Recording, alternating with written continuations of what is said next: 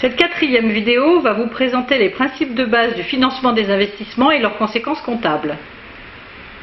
Pour repartir en expédition, nos deux associés peuvent utiliser l'argent contenu dans la caisse pour acheter des marchandises.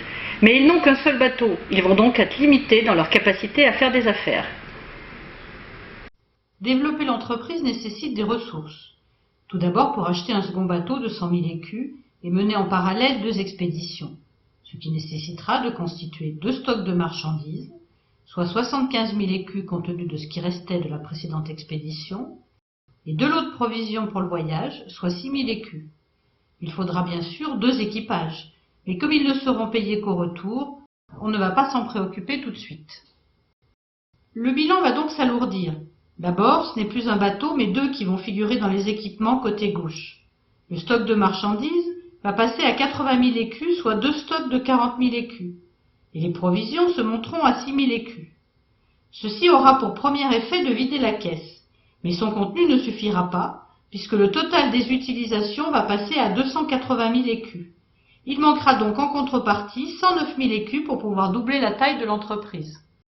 La première solution suppose donc de consolider ce que l'on appelle les fonds propres, c'est-à-dire les ressources issues des actionnaires et de l'accumulation du résultat mis en réserve. Si nos deux associés n'ont pas les ressources nécessaires, un nouvel investisseur, que nous appellerons investisseur 2, peut être appelé en renfort.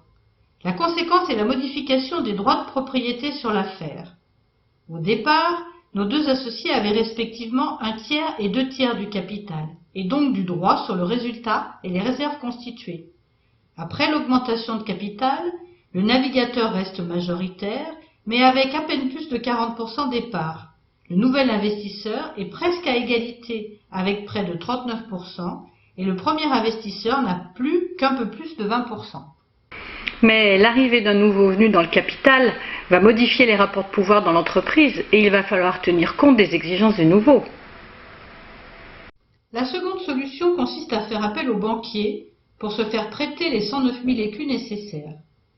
Après chaque expédition, nos associés devront bien sûr partager le résultat avec le banquier en payant au banquier des intérêts sur l'emprunt, mais devront aussi rembourser progressivement le montant même de l'emprunt et devront limiter la distribution de dividendes pour mettre en réserve le résultat et remplacer progressivement l'emprunt par des fonds propres.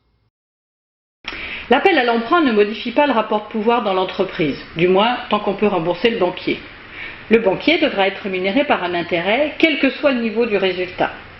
Mais, me direz-vous, et si on ne fait pas de résultat? Eh bien, si on ne fait pas de résultat, ce sera l'apport des actionnaires qui viendra en compensation.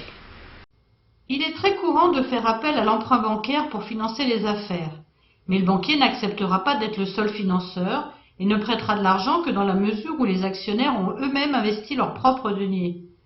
La règle générale veut que les dettes financières soient considérées comme acceptables lorsqu'elles ne dépassent pas le montant des fonds propres. En consolidant leurs fonds propres, notamment par la non-distribution de résultats, les actionnaires se laissent l'opportunité de pouvoir emprunter plus d'argent.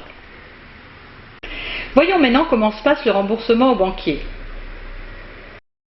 À la fin de la seconde campagne, nous aurons un résultat 2 fois supérieur à celui de la première, puisque nous avons désormais 2 bateaux.